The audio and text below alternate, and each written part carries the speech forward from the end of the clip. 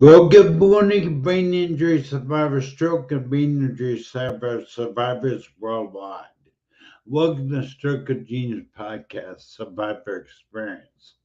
I'm your host, Aaron Avila. I'm also CEO and founder of Stroke TV Media. Today's guest, Scott White, is going to be on my show for the second time. This is kind of episode 2.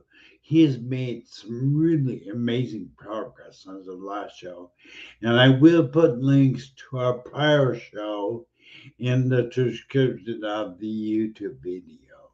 So please watch that first and watch this one. You'll be amazed. So let's get right into it. Fire.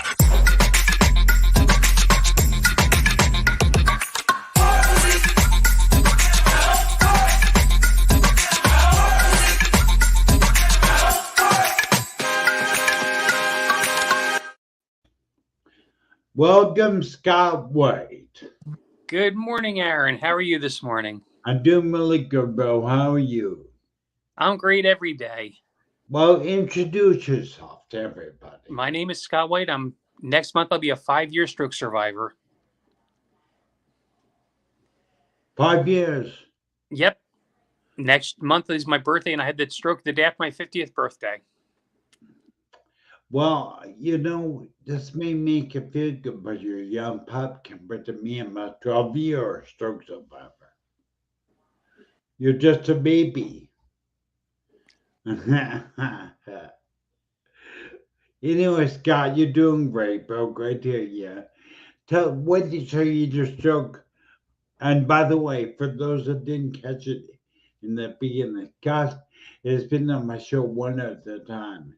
And we're going to put a link to the show before us in the YouTube description. So please watch that one first. You'll be amazed at what you're about to hear today, because we got some big news, don't we, Scott? Yes, sir. So how were you when you were in the original stroke, first stroke? How were you? What do you mean? How old were you? 50 years old? 50. And you had your stroke a day after your 50th birthday. Yep. What were you doing? I was sleeping when the stroke hit. Oh, really? Yep. I woke up and I started stumbling around my house like I didn't know where I was. And I didn't realize the signs of the stroke, which was my mistake. And I showered and went to work. And I was at work for a few hours and realized I was having an issue. Then I went to urgent care, where within a few hours they did a CT scan, and they looked at me and said, "Mr. White, you had a stroke." I'm like, "Oh, okay." Then he took me to the hospital. Now you were walking still, obviously. I was doing everything normal. Really? Yep. So when did you go turn out paralyzed and begin to lose your balance? After they sent me home from the hospital. When I was first sent to the hospital, I walked normal. Everything worked normally. My arm worked. My hand worked. But I had what they called a progressive stroke. A what? A progressive stroke. Which means when they sent me home, my stroke was I was in progress. If they kept me in the hospital on blood thinners, it might have mitigated the effects. Because the day after they sent me home, I started falling down. And I called the helpline on the insurance that I had with my job. And they said, "Don't come back into the hospital unless you're hurt." Oh, my goodness. And that was the way it went for the next few days until the 6th day when I fell down and could not get up anymore. My left side was paralyzed. My gosh, God. And I'm very lucky to have my phone on me so I could call for help. Well, you're lucky you're alive, bro. Oh, that too. I know that. I'm thankful for that to God. Mm-hmm. So then I had to call my mother when I'm in the hospital saying, "Mom, I'm paralyzed now. I can't move my arm and my leg." And for the next 2 months, I was in the rehab hospital. Wow. Working for recovery every day. And now, currently, you left side affected or right side affected? just my left side. Okay. Oh, there. Okay, thank you for sharing. Now, I'm going to do this. You know, I've been talking about this because I'm so proud of you and so excited about what you've done. So I encourage you, number one, smash the like button. Number two, share the video. Number three, subscribe to Stroke TV YouTube channel. Really important. But Scott, what is the major announcement you're going to announce to the world today, 5 years post stroke? Okay, 2 months ago when I was at my last rehab session for occupational therapy, we did some testing that showed I have the capability to learn how to drive one-handed. My reflexes are there for the timing test we did, and my responses were within norms. They do this testing where you sit in front of basically, it's almost like a microfiche projector, and they have different things going across the screen. You have to react to them within a certain time frame, and they score you. And the score you have to get is anything below 50% is considered passable to drive. And my scoring was 38%, and with minor adjustments, I can drive. So you have no vision issues, though. Well, when I had the stroke, Aaron, I had left side neglect, and it affected my peripheral vision. I've actually worked on that with videos on YouTube. And whenever I'm out driving with a friend, I test myself. I'll be like, he'll ask me questions and be like, okay, what's coming at us? What do you see? And so making sure I'm seeing everything as I should be seeing them. And he tells me now that I still haven't got anything wrong. We tested like that for months. And I've been approved to drive now to learn how to drive for the past 2 months. But with the kids out of school here in Georgia, I was waiting until they went back to school full time. So that way, as I'm learning, I'm not at risk to anybody else until I get my confidence back and my skill set. Yeah, smart. Definitely. So now you're one-handed. You've been approved to drive Yes. one-handed. Now is your left leg also affected? Yes. So you're able to drive. Show me, would you be kind enough to show me your left arm again? So you're gonna drive one of those knobs that are on the steering wheel, I'm assuming. Yes, sir. You know, bro, that's a dream of mine to drive. Oh, But yeah. I am determined to keep trying until I do. Oh, yeah. And there are places out there that will move the turn signal to the other side of the steering column for you if you want them to.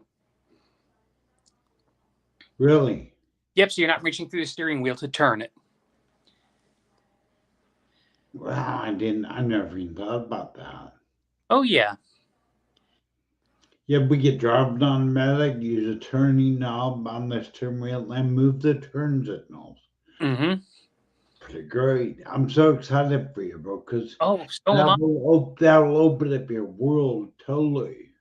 I mean, I'll be able to get some more at the gym and do other different exercises and do my own shopping at the stores without going with anybody else. Those parks nearby, walk around. I can't imagine. I mean, drive to lake. Oh, I cried the first day for a good half hour when I passed that test. The way they word it, Aaron, is. What are you looking at? I'm looking at the form that they gave me with it. Basically, it says, I have mildly affected, as they put it. Cognitively. Mildly affected, meaning my driving won't be perfect, but they want you in that mildly range to make sure that you're safe to drive. So I'm curious, bro, how hard was it? What did you have to do to get to this point? Tell us, say, someone like me, what do I have to do to start driving? I really like that your friend used to take you out, have you sit in the passenger side, and tell you what, to ask you what you see is happening right now. That's huge. And Aaron, it was just practicing things like that. We would drive around the neighborhood. We go to the stores, and I'm looking left and right and seeing what's coming and and I'm telling him when I think we're safe to go or not. And he would tell me if I was right or not. Well, I'll tell you what, as soon as we're done this show, I'm gonna have it. And if my wife I have to go somewhere, and every time we go somewhere, I'm asked her to do that for me. It's not that hard. I mean, in your case, you just can't wear the hat doing it.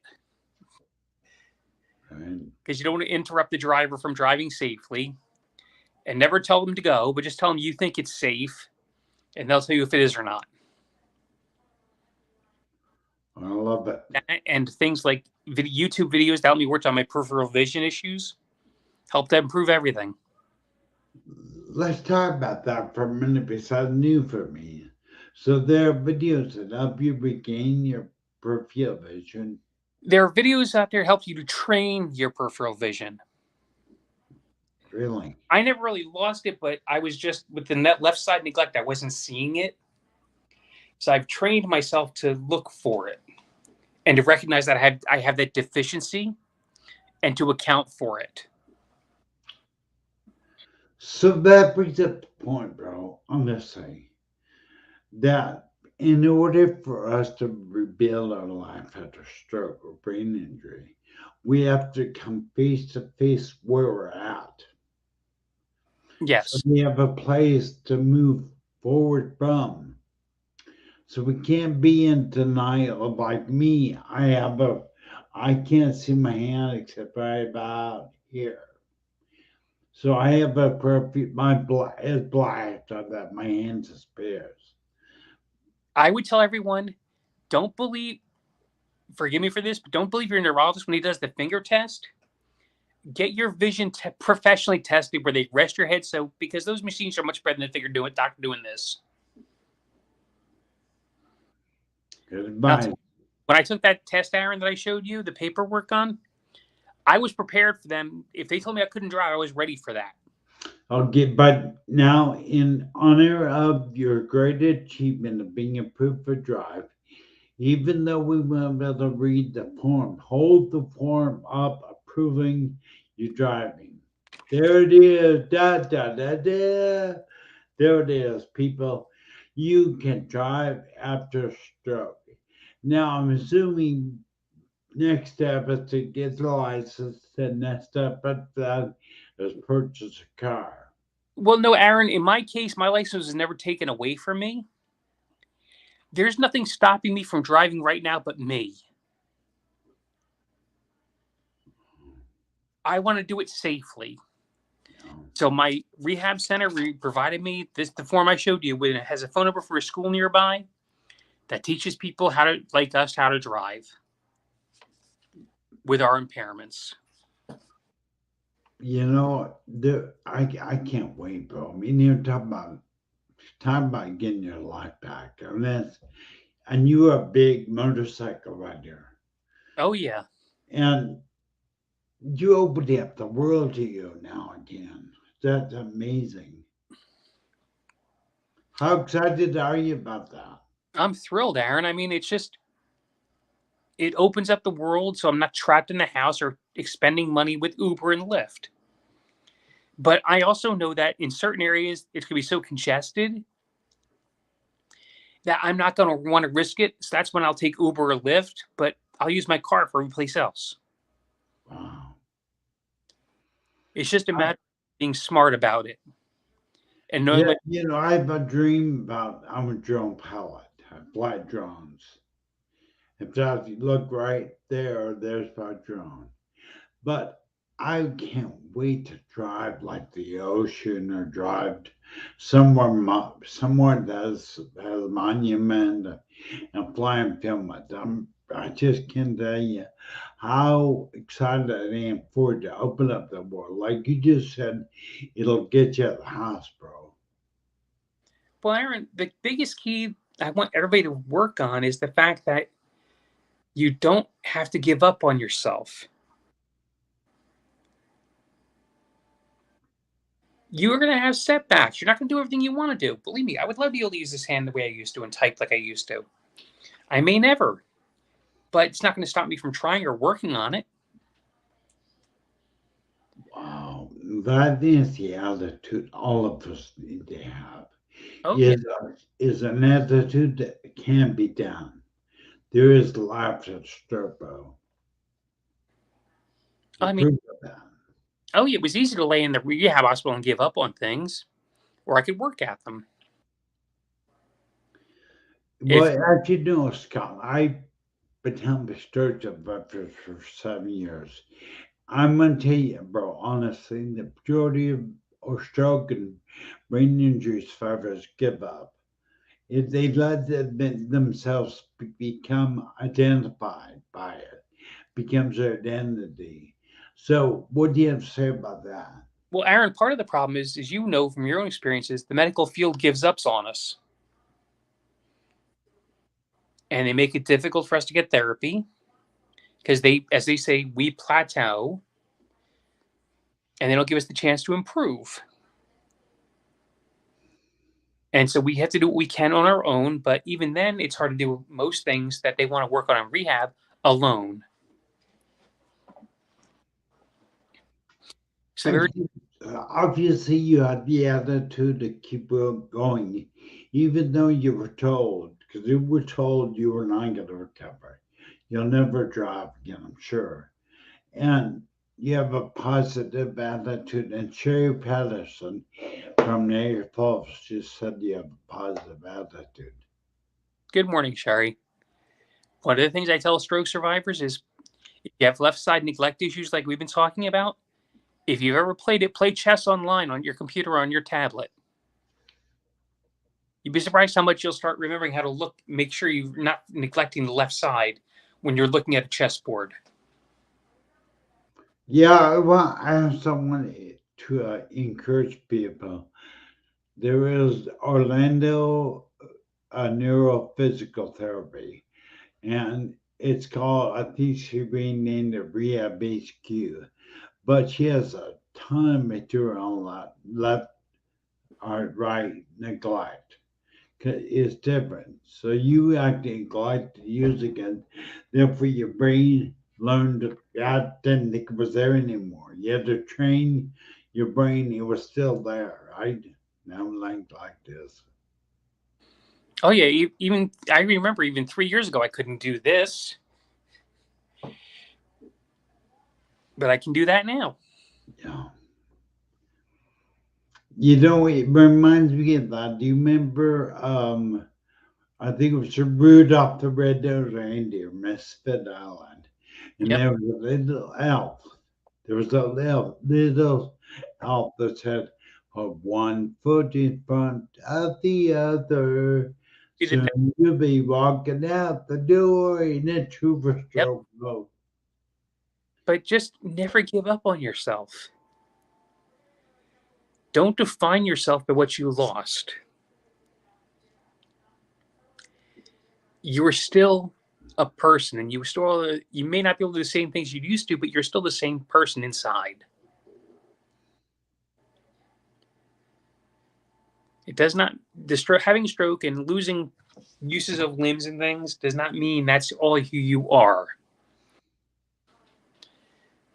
I would beg you just to pray, and if talk to people, reach out to friends, reach out to the stroke committee, because it's hard for people who have never had one to understand what you're going through.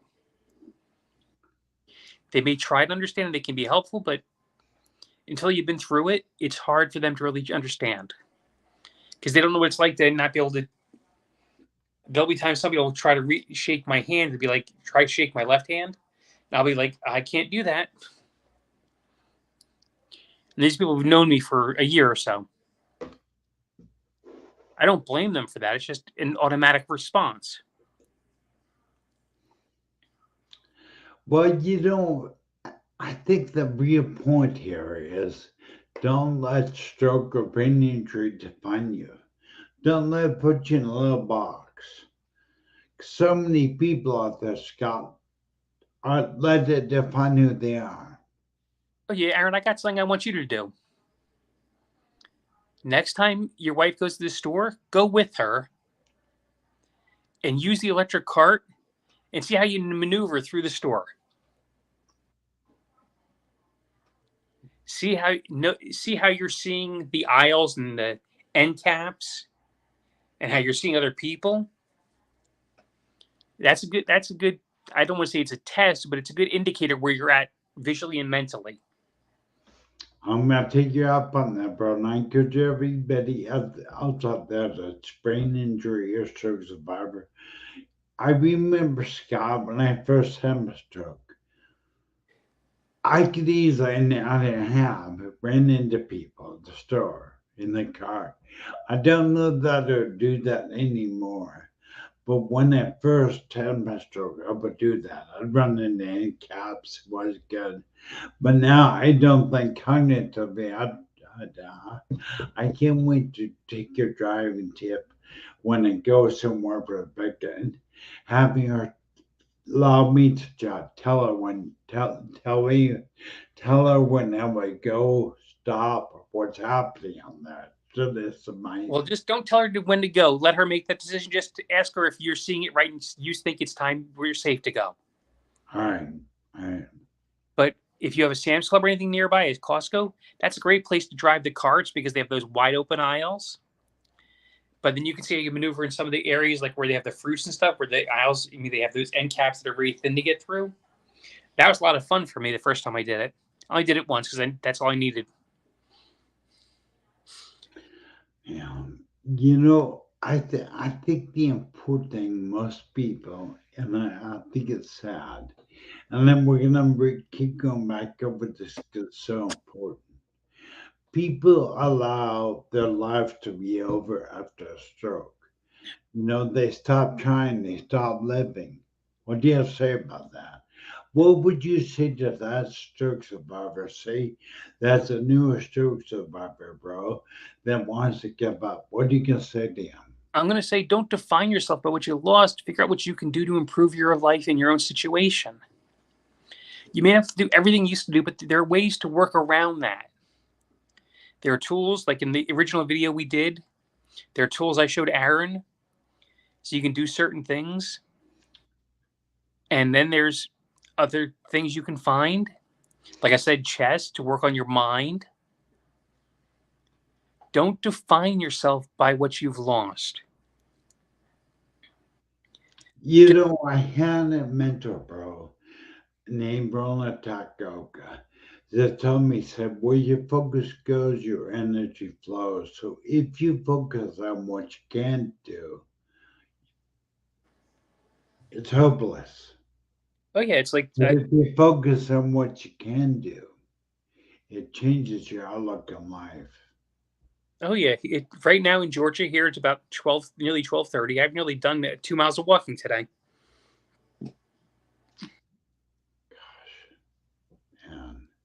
And do you walk in it? Do you walk with a cane or what? I walk with my cane with me because when I do the longer strides they have me do in therapy, it's safer to have the cane.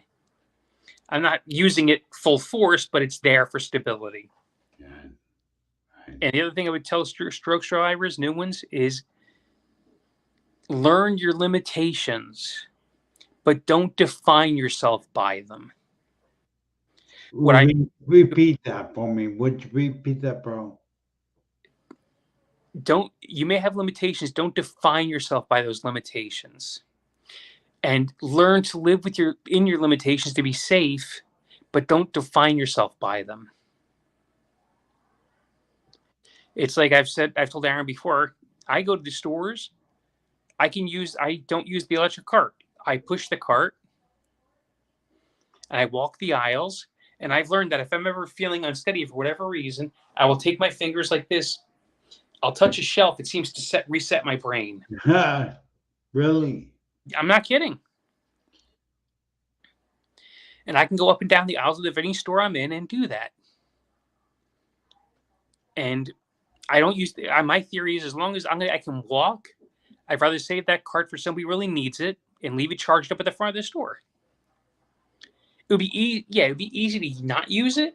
I mean, to use the cart, but it wouldn't be as much fun for me. Because I like to go up and down the aisles and see what's on sale and pick out sale items and everything else I need. Now you're going to be able to drive yourself to the store for the Sunday. It's pretty awesome. Oh yeah. There's a store. There's a store 3 miles from my house I would love to go to on my own without having to call Uber and spend $25 round trip. I mean, independence is something I know nothing about anymore. So kudos to you to feel that independence. I can't imagine. I mean, if I have to tell Rebecca, excuse me, if I have to tell Rebecca, I'll get leave and I'm going to park. Gonna go fly on my drone. Oh my God, that'd be a dream come true, bro. Well, Aaron, to be honest, I mean, I'm with you there, but at the same time, I didn't until I had that piece of paper I showed you. My life was no worse than it is right now.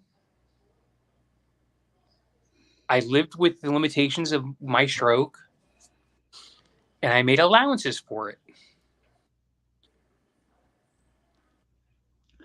Well, we can believe that within the last 4 minutes of our show, but I really want to touch what would be some of your tips that you give stroke survivors. What are your top 3 tips? Do you have top? Can you come up with them? Okay, if you're still in therapies, ask your therapist, what can you show me that I can do on my own if you're alone in your recovery? Because they're going to stop you at some point. So there's stuff you need to be able to do at home. But never give up. You're going to get down. There's going to be days that you're going to be like, I don't want to do this. But don't let it happen. Reach out to a friend or reach out to Aaron or somebody on the stroke forum. Can someone reach out to you, bro, if they want to contact you? How do they? Are you on Facebook? I'm on Facebook. I'm on YouTube. I'm on email. So would you have any issue with someone, audience member, contacting you for some encouragement? Yeah, that would be fine. Under my email address is rscott6942@yahoo.com. Just put stroke TV in the subject line, otherwise I won't know what it's for. Also, Sky will be posting this on YouTube. I'll be posting a link to the show Hymn 90 Prayer. I want to make sure that you watch it because I think the combination of episode 1 and episode 2, you're gonna get a lot more out of it if you watch it. So I'll do that out there. But Scott, I want to thank you for being here again for this.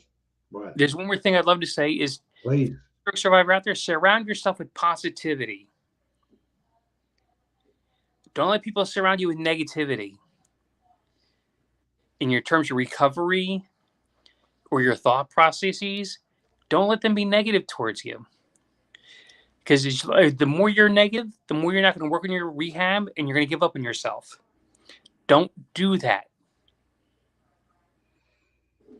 I'm begging. You're saying that I'm guilty of it, bro. Don't let other people define you. Exactly.